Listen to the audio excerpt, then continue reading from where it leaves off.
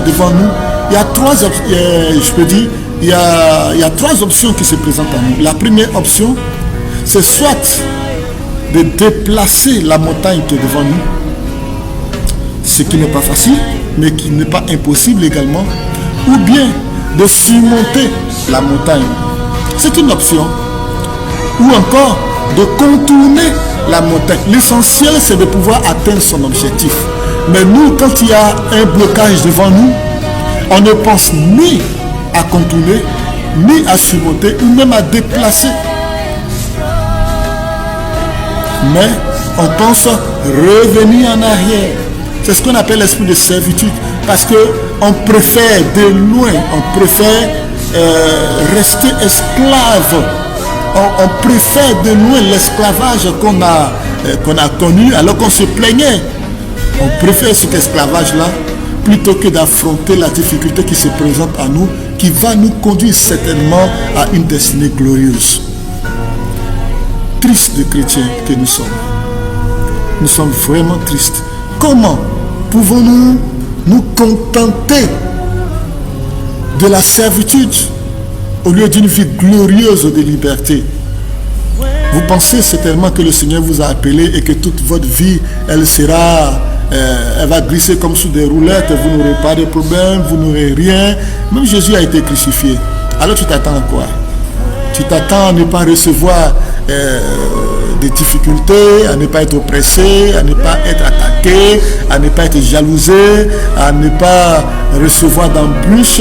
Et quand ça se présente, non, quand j'étais dans le monde là, moi je n'avais pas ce genre de problème. Oh, quand j'étais dans le monde là, moi je ne traversais pas ce genre de choses. Non, mais quand même là, être païen même est encore mieux. Mais va devenir païen. On sait tous, on a été tous païens, on sait comment c'est terrifiant d'être sous la domination de Satan. On sait combien de fois on avait des cauchemars. On sait combien de fois pour dormir c'était un problème. On sait combien de fois on avait la peur du lendemain. On sait combien de fois on avait peur d'aller au village. On sait combien de fois on a connu des échecs à répétition. Alors, si aujourd'hui le Seigneur nous donne la liberté et qui nous permet de pouvoir traverser quelques difficultés pour nous former, alors mais traversons cela pour montrer à Dieu que nous sommes fiers de lui appartenir et que nous irons jusqu'au bout de cette épreuve pour pouvoir mériter la grâce qu'il nous a accordée. N'ayons pas l'esprit de servitude. N'ayons pas l'esprit de servitude. Et puis d'ailleurs, quand le Seigneur nous a libérés et nous a délivrés, c'est comme des femmes qui ont passé toute leur vie à être servantes,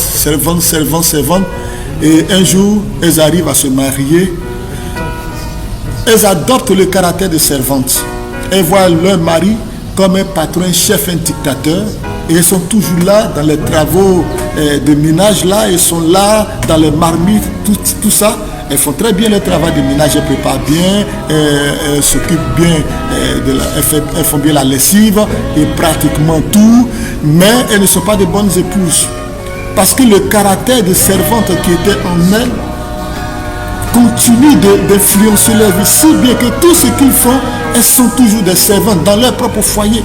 Elles sont des servantes. Quand le monsieur est fâché, elle commence à trembler sur elle. Elle ne voit pas un époux avec qui elle va parler, mais elle voit un terroriste ou bien un tyran en face de lui. Et elle est dans le foyer, mais elle n'y est pas du tout. Elle est comme esclave. Voilà. Ou bien tu as tellement duré dans le célibat que quand tu arrives à te marier, tu te comportes toujours comme célibataire. C'est ce qu'on appelle l'esprit de servitude. Le Seigneur nous accorde la liberté. Nous ne vivons pas cette liberté, mais nous nous comportons comme si nous avions toujours les liens du passé.